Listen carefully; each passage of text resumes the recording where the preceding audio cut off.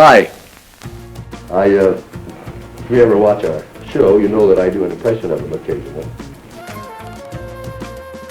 Before television learned how to dance, before sitcom fathers became known for physical comedy, there was Dick Van Dyke. I certainly do. A performer whose work was defined by movement, rhythm, and laughter. Across television, film, and stage, his energy brought a sense of ease and humanity to comedy. For more than 70 years, audiences have watched him sing, dance, stumble, and smile, from early television to classic films, and well into his later years. So you think that you've got trouble? Well, trouble's a bubble. So tell old Mr. Trouble to get lost. Why not hold your head up high and stop crying, start trying, and don't forget to keep your fingers crossed.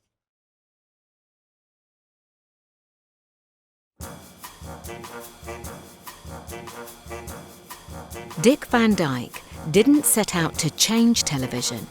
He was just trying to find a place where he fit. Before the screen, his breakthrough came on Broadway with Bye Bye Birdie, where he originated the role of Albert Peterson. The show was a major success, running for more than 600 performances and earning him a Tony Award for Best Featured Actor in a Musical. It showcased his comedic timing, musical ability, and physical expressiveness, and it directly opened the door to opportunities in television and film.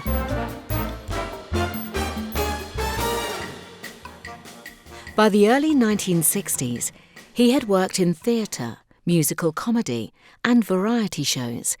He understood performance, but television was different. Sitcoms were tightly structured, jokes were precise, performances were controlled. Well, where's Mr. Wonderful? He's probably over at the crossing. He'll be along in a little bit. Then, the Dick Van Dyke Show arrived.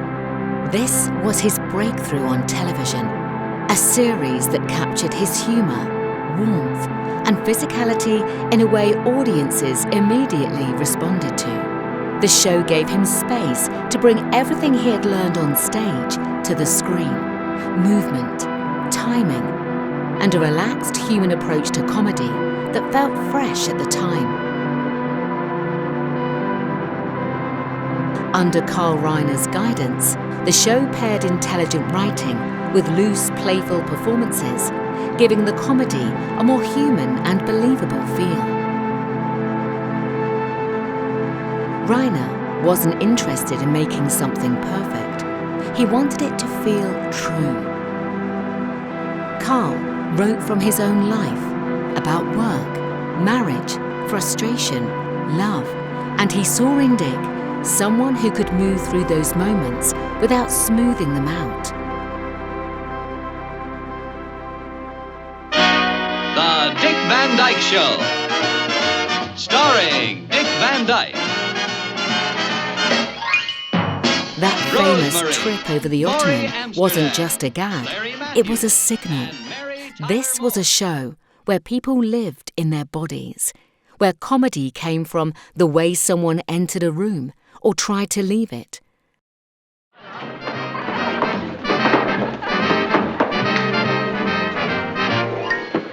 It's the greatest cast that was ever put together. Oh, wait a minute, honey, wait a minute. Roy Hampton, we used to say it's like going to a party every morning. Yeah.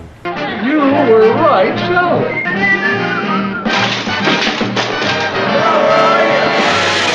We rewrote all week and did a lot of improv. And it was just, I'd still be doing it if they let me. Yeah. I'll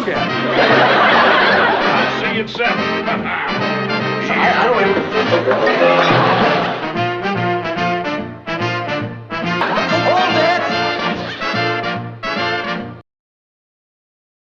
And then there was Mary Tyler Moore. When Mary was cast as Laura Petrie, the show found its other half. She wasn't there to set up jokes or stand politely at the edge of the frame. She was quick, she was sharp, She had her own rhythm. Rob, how could you have been so foolish? Is that what modern daddies tell their children about the facts of life? Oh, dear. What's the matter? What? What? You said, oh, dear. I was just sighing. Well, honey, at a time like this, don't sigh unless you really mean it. Mary later remembered how Carl Reiner began writing Laura for her. And I had no hopes that I would ever be funny. The funniest thing I would say is, please pass the salt, dear. And but as we would spend time in rehearsals, and as Carl Reiner observed, I had a sense of humor, and he started writing toward that. And he thought it was interesting to create a wife who, up until that time, on television anyway, had always been very straight, had always been the brains behind Daddy, who was always getting in trouble. But this time he thought, well, you can still be funny, even though the focus is on the other person. His on-screen relationship with Mary Tyler Moore brought a sense of partnership and affection that felt fresh and real, helping redefine how couples were portrayed on television. Off-camera, that trust was just as important. Mary talked about Dick's generosity, how he made room, how he never chased a laugh at someone else's expense. Dick was always so gloriously generous to me and to everyone around him. He would delight when you got a laugh and applaud when somebody praised your work. And that was quite rare. So, for me to have been able to grow up, as it were, in comedy under his brilliant and caring eye was wonderfully. A certain ESP did exist between us. We could almost read each other's minds. The timing, we knew what the other one was going to do. We became an improvisational pair, I think, and could have improvised the whole show had we been called upon to do it. This comedy came from connection, not competition. Together, their chemistry and timing turned the show into a lasting success and firmly established Van Dyke as a beloved presence in American homes. By the mid-1960s, he wasn't just a sitcom star, he was familiar. Someone audiences felt they knew, someone who felt safe and surprising at the same time. No, Carl said at the beginning, 5 years would be it. He felt that you got repetitive after. But look at shows that ran 11 years. But we could have gone on. The first year he wrote all 39 episodes by himself. Incredible.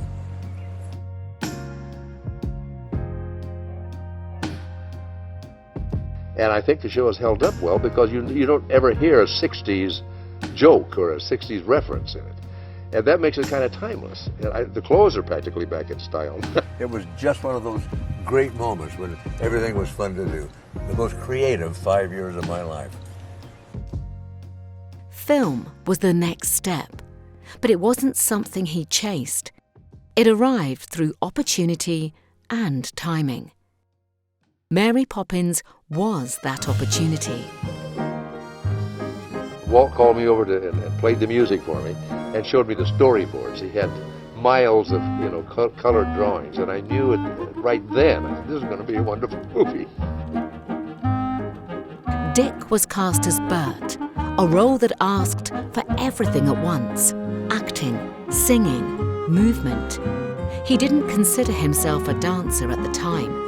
He'd never been formally trained. What he had was rhythm, curiosity, and a willingness to try. Much of what became iconic came from that openness. He learned on the job, watching choreographers, following the music, trusting his body. One of the most memorable moments in Mary Poppins is the animated penguin dance, a sequence that came to define Van Dyke's physical style on film. I was with the animators, and fortunately I love mime anyway. They would tell me where they are, how tall they were, what moves to make. And I finally saw a penciled-in animation. I couldn't believe my eyes. I couldn't believe it. It turned out so great. The joy in those scenes isn't polished. it's worked for. Get your knees up, stepping time. Get your knees up, stepping time. Never need a reason, never need a rhyme. Get your knees up, stepping time. Working alongside Julie Andrews shaped the experience even further. Dick has often said that Nobody compares to Julie Andrews. Pretty scary to start with. I simply didn't know what the way I should be, but I was learning as fast as I could, racing to catch up with everybody else. You're not knowing, how it's going. Is it any good? Every day we came in, we knew something very special was happening. There was just a magic about it. Every day when we came to work, we knew it was going to be something. It was a joy every minute. their performances worked because neither tried to dominate the other. The chemistry came from mutual respect and shared effort. All the things you felt. Well, so nervous I didn't know what to say. And so excited and thrilled. And, well, that's just about it. We're surprised you didn't use the word in Mary Poppins, though. Well, I think it had been used already this evening, and it didn't come to mind as quickly as it did for Does it come to mind right now? Yes. Say it. The supercalifragilisticexpialidocious. That's about covers it. Oh, supercalifragilisticexpialidocious, even though the sound of it is something quite atrocious. However, one aspect of the film followed him for decades: his Cockney accent. Almost immediately after the film's release, the accent drew criticism from British audiences and dialect experts who felt it was inaccurate and inconsistent. Van Dyke was well aware of the reaction. He has openly acknowledged that the accent didn't work as intended and has spoke candidly about his disappointment with it. They told me that they said try and split the difference for American audiences. Well, I couldn't do a Cockney accent well to start with, so trying to split the difference so that it would make it understandable here. I was in and out. I was a Cockney. I was from north of England. I was from the Lake region. I was all over the place. Although the accent didn't quite work, Dick Van Dyke has been laughing about it ever since. Over the years, it's become one of the most talked about movie accents in film history. And he has spent decades cheerfully agreeing with the critics.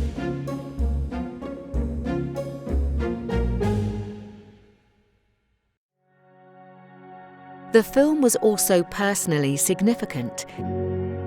During production, Dick met Margie Willett, who would become his first wife. His life was changing on and off screen at the same time. We're on our third generation now. This is, small children who have seen it. It's wonderful. My own grandchildren, to have them see it and enjoy it. I think it's one of those movies that'll be around for a long time. It had one of the last of the movies that had the wonderful Walt Disney touch. Chitty bang bang, chitty chitty bang bang. Oh, you pretty chitty bang bang, chitty chitty bang bang. We love you. And in chitty chitty bang bang, chitty chitty bang bang. What we'll do, near, far. After Mary Poppins, Dick moved directly into Chitty Chitty Bang Bang. The scale was larger, the physical demands heavier. The role leaned even more into movement and stamina. One of the funniest things, driving around in Chitty, singing the song, we kept waiting for a sunshiny day to come along. And we'd wait for that one little spot of sun to come and shoot a quick shot. Finally, we had to leave. We ended up in the south of France. And if you look at that, you'll see we're driving through the vineyards. During production, Dick suffered a serious injury in a stunt accident. A reminder that the physical comedy and musical performance came with real risk. His body had always been central to his work, and by this point, it was beginning to show the cost. Dick Van Dyke is beloved because of the way he combines physical comedy with relatable human humor. His performances are full of energy, precision, and warmth. Unlike some comedians who rely on sarcasm or satire, Dick's comedy often comes from everyday situations, tripping over a couch, struggling with a prop, The father of the week. responding to a spouse, or getting flustered at work. People recognize themselves in those moments, and they laugh not just at the joke, but at the shared human experience.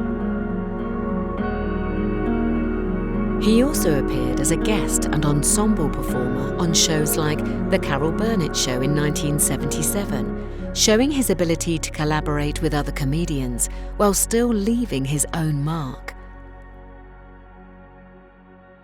Even in animation, he brought his humor to life, playing a cartoon version of himself in an episode of the new Scooby-Doo movies, emphasizing his playful persona and making the comedy accessible to children as well as adults. Shh! Something's behind those motors. It's the strong man. He said he left my carnival. Well, obviously he didn't. He's your ghost. Only his arm is big enough to fit inside this phony ghost arm. I think you're right. I can't even hold it up. He sure has strong arms. But why should he pretend to be a ghost? Yet his success was not inevitable. Before becoming a household name, Dick struggled to make ends meet. Balancing a demanding career with family life was difficult. During the rise of his fame, Dick worked tirelessly in television, film, and stage productions, often traveling and performing long hours. That intensity, combined with the pressures of show business, took a toll on his family. His first wife, Margie Willett, later filed for divorce, citing the difficulties brought on by his struggles with alcohol and the demands of his career. In interviews, Dick has reflected on the loneliness he felt during this period, and how he sometimes worried that his children may have felt neglected.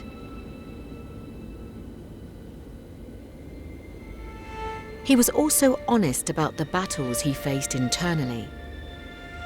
On the Dick Cavett Show, he discussed his alcoholism openly, acknowledging how it challenged him both personally and professionally. Like I always told myself, I drink because I enjoy it. I can quit anytime I want. And I was lying to myself. I really couldn't.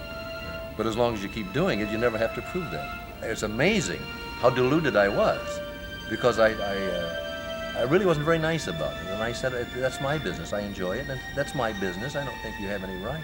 And the poor man cried. And I couldn't see it. It took me a long, long time to understand, that he was seeing me objectively, and I was totally deluded about it. He spoke candidly about moments of self-doubt and insecurity, describing himself as very shy, despite the energy and confidence audiences saw on stage and screen. For someone whose career was built on performance, that shyness could feel like an unexpected obstacle.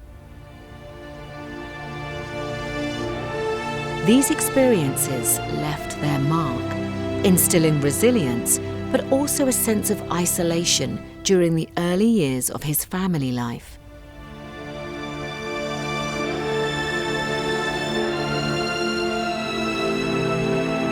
Dick Van Dyke was born in 1925 in West Plains, Missouri, and raised in Danville, Illinois, where his Midwestern upbringing shaped his grounded, approachable style of humor. Growing up during the Great Depression, he was energetic and curious, often drawn to movement, music, and making people laugh rather than academic life. That's right, started off doing mime in nightclubs with it as an act. As a matter of fact, before that, I was a radio announcer when I was a teenager. That's how I got into show business. It was during World War II, and everyone got drafted. And there were no announcers at the radio station, and I got the job at 17. He came of age during the Great Depression and worked through World War II, performing wherever he could while helping support himself and his family. Those years instilled a strong work ethic and resilience, qualities that would carry him through the highs and lows of show business later in life. These early experiences, especially live performance, and later forming a comedy duo in small clubs, allowed him to develop his signature physical comedy, sharp timing, and deep love for connecting with an audience, laying the foundation for the performer he would become. Now, the only regret I ever had was that I never studied for anything. I wish I had studied acting and singing and dancing and all of it. As it is, I had to kind of pick it up as I went along, and probably didn't have as much fun with it as I could have had. So I was always had my heart in my throat, you know, trying to learn something new all the time.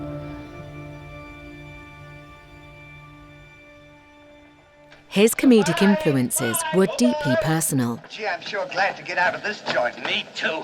Have you got everything? Uh-huh. Now we'll go over to that commandant guy and tell him we're through, and at the same time, I'll give him a piece of my mind. I don't blame you. 3 cents a day. Ha! Left turn. Left. Say, we won't need this, will we? No.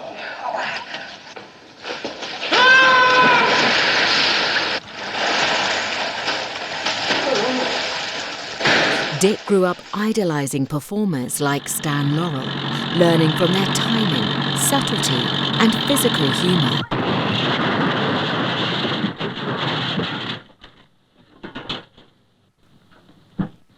Thank you, boys. Where'll you be when I need you? Right here. Okay.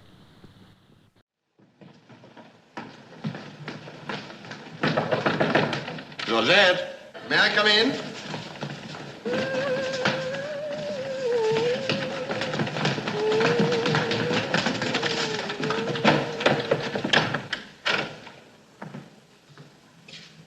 Georgette? You all right?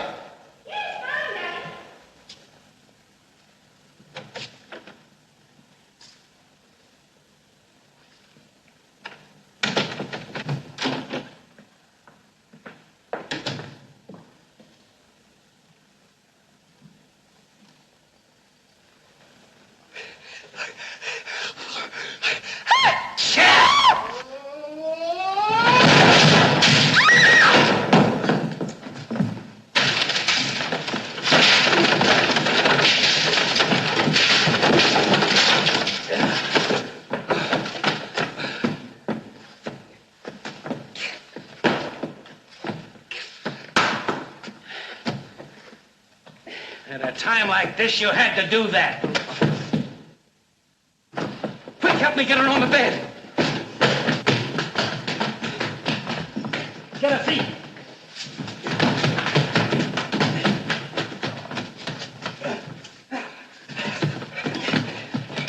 Quick, get me a glass of water.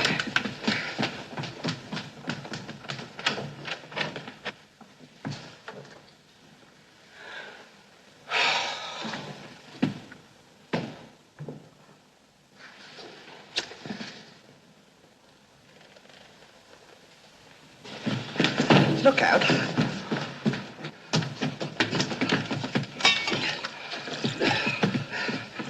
Don't do that! What is the meaning of this? What'll we say? You think up your story. I've got mine.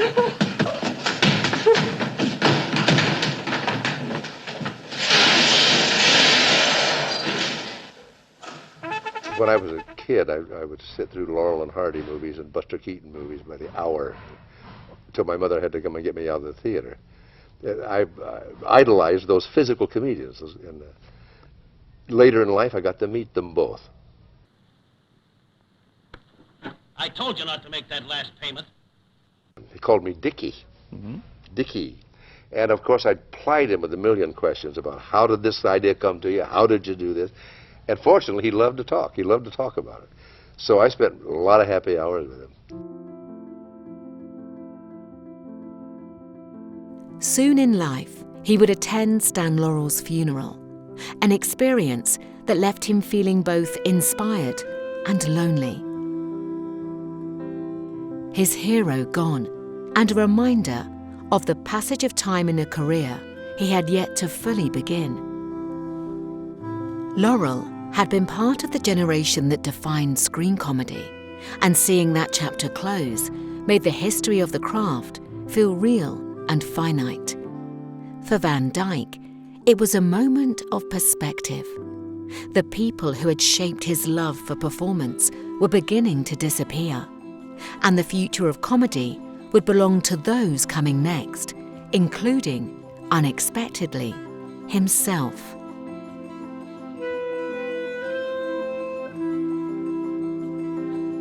Dick Van Dyke's career is a testament to embracing aging with curiosity, energy, and joy. Even into his later years, he continued to perform, dance, and connect with audiences, refusing to let age define his creativity. Well, actually, there's a funny thing. I'm rehearsing right now for a Disney special, which is the 50th birthday of Snow White, which I saw when I was 12 years old on the first release. And now we're doing the whole, I'm dancing with the dwarfs and everything. And it really, you know, I said, yeah, how did I end up here? But it's a 50th anniversary, and I was 12 then. I just gave my age away.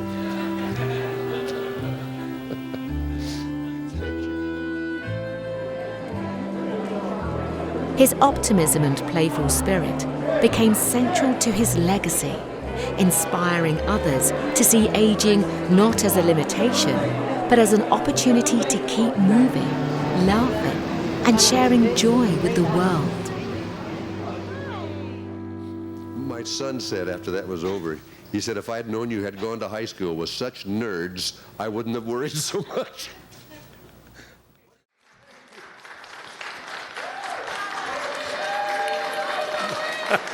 Thank you very much. Do you know, all the other awards look heavy, but this one weighs about 30 pounds. You should try and have that. It's a good 30 pounds anyway. That's why they don't hand it to you. You could drop it and break your toe. Have you ever had a coney dog? No, this is my first one. I didn't even eat breakfast, so I'm ready. Are you a big fan of hot dogs? Yeah.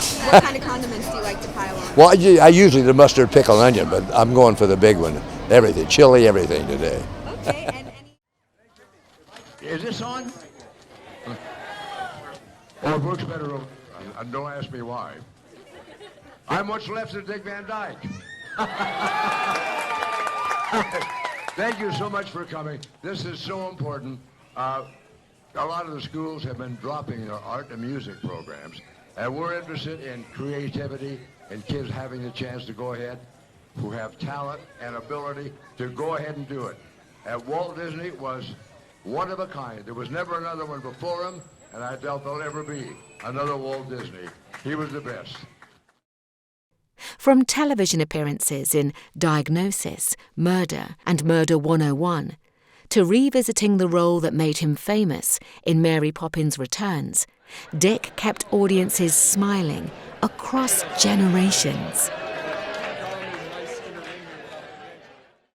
Unfortunately, the first Broadway show I saw was Death of a Salesman, and I was depressed for a month. It is so good, but it's very depressing. Yeah, I should have seen a musical that night. yeah. Tell me about this love affair between Hollywood and Broadway, because there's such a connection. It's true. You know, there didn't used to be. It used to be the good Broadway actors finally came to Hollywood. Now the Hollywood people are going to Broadway, which I think is great. We were just talking about the other night, I did Bye Bye Birdie 40-some years ago, and an orchestra ticket was $7, and it was $2 for the balcony. You can't get in for $100 anymore, which kind of takes it out of most people's reach, I think. That's the sad thing about theater. Thank God there's a lot of national theater around that's doing well. I haven't been around that much royalty. I haven't hung around with royalty much. I don't know. I guess you say Your Highness. Is that? This is for the benefit of the Midnight Mission, and I've been connected with them for the last 15 years. I was the fundraising chairman of the mission. And I don't know if you have ever been down there, but it is the model for the rest of the missions in the country. It's just incredible. They get the people off the street and put them back into society. It's just amazing to watch. Of course, now we got more homeless than we've ever had. So right now, like a lot of other charities, they're in the hole. So anybody who's got any money, we could use a dollar. In Mary Poppins Returns, he appeared as Mr. Dawes Jr., a nod to the character he had played decades earlier, and a quiet acknowledgement of the film's lasting place in popular culture. The appearance was brief, but meaningful. At an age when most performers have long since stepped away from the camera, Van Dyke not only acted, but danced, performing a short routine that echoed the physical style audiences had known since the 1960s.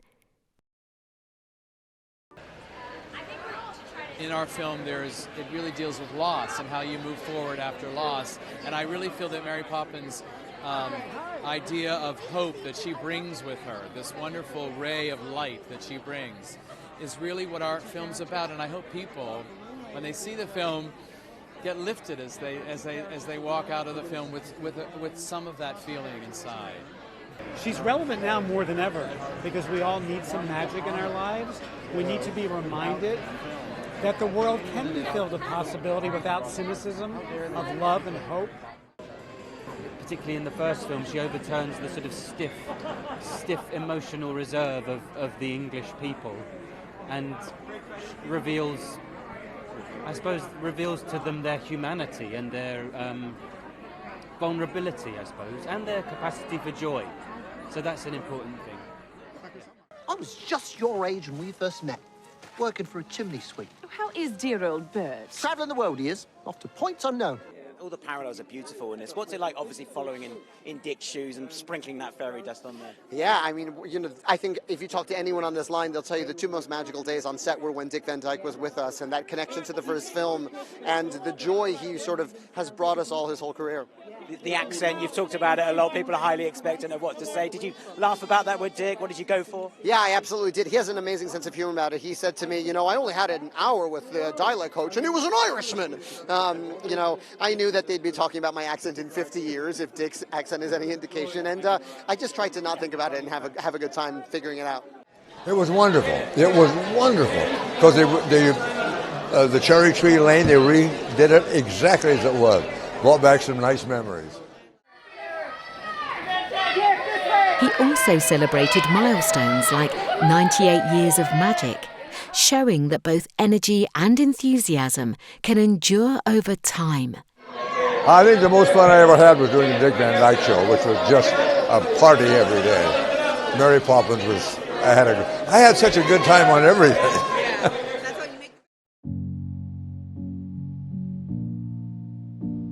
As time passed by, Dick's relationship to these films changed. They became less about performance and more about what they gave people. That shift naturally led to charity work. One of the most visible examples was a replica Chitty Chitty Bang Bang car used at events to raise money and awareness. It wasn't about nostalgia. It was about using familiar joy for practical good.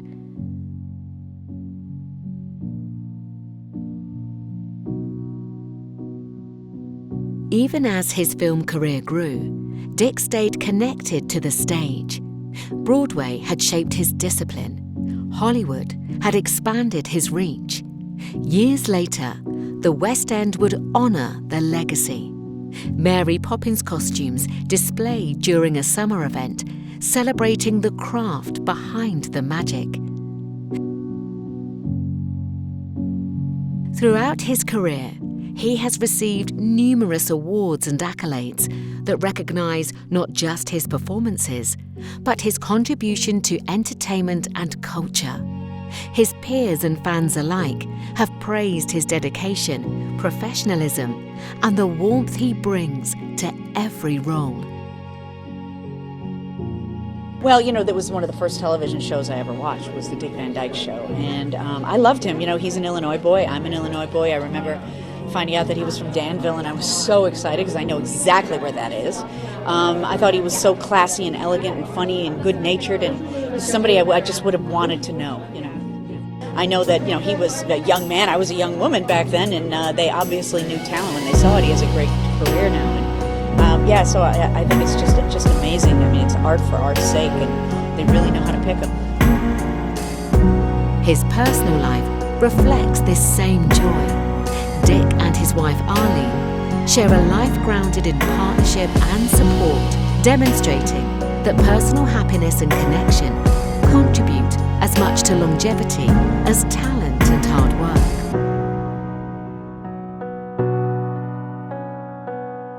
Across decades, across mediums, and across generations, Dick Van Dyke continues to embody a simple but profound philosophy.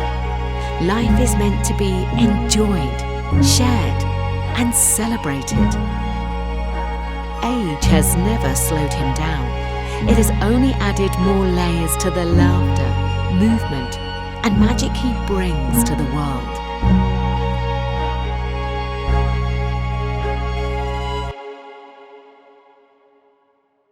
In December 2025, Dick Van Dyke turned 100 years old, a century on screen. For someone whose career has spanned a century, the scope of his influence is remarkable. Think of all the stories he has to share. It couldn't be any more incredible. The centennial celebration brought together fans, collaborators, and a new generation of performers.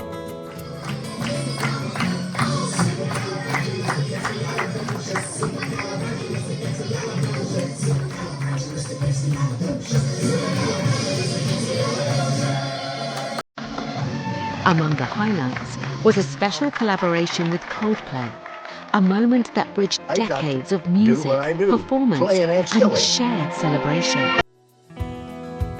Watching Dick's reactions to the event, smiling, laughing, fully present, reminded everyone that the man behind the career remains the same man audiences fell in love with so long ago.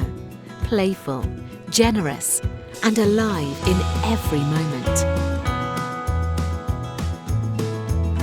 I want this to be a yearly event. What do you think? To get bigger and better and have, I mean, my dream is to have all of Malibu, all the businesses celebrating him. I mean, there's so many facets to him, to celebrate him. It's just a carnival atmosphere when you're celebrating Dick Van Dyke.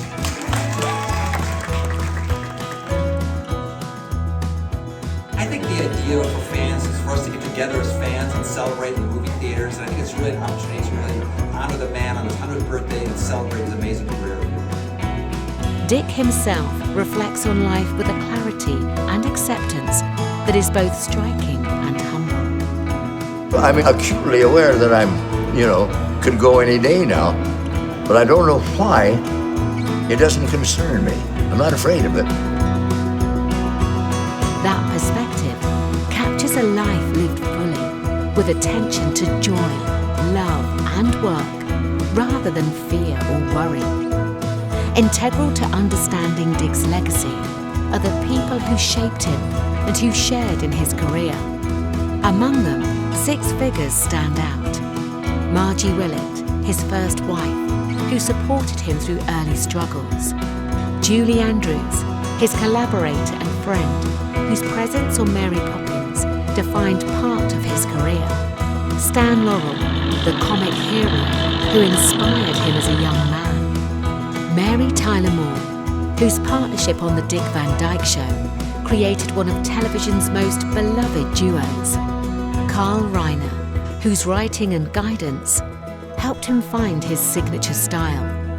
He's still, he's 93 now, still got all his marbles and is still writing. Yeah. And Arlene, his current wife and partner, who shared much of his later life with him. Each of these relationships left an indelible mark on his work, shaping his performances and, in many ways, his approach to life itself. Even in the later years of his career, Dick continued to inspire. So you think that you've got trouble? Well, trouble's a bubble. So tell old Mr. Trouble to get lost. Why not hold your head up high and stop crying, start trying, and don't forget to keep your fingers crossed. When you find the joy of living is loving and giving, you'll be there when the winning dice are tossed. A smile is just a frown that's turned upside down, so smile on that frown or defrost, and don't forget to keep your fingers crossed. He remains a figure who embodies optimism, generosity, and the belief that joy is worth sharing at any age. His legacy is not measured only in awards, accolades, or screen credits, but in the countless people he has made smile, the performers he has inspired, and the example he has set for how a life in entertainment can remain human, warm, and fully alive. To all of you, peace, good health, and save Christmas seals. Thank you.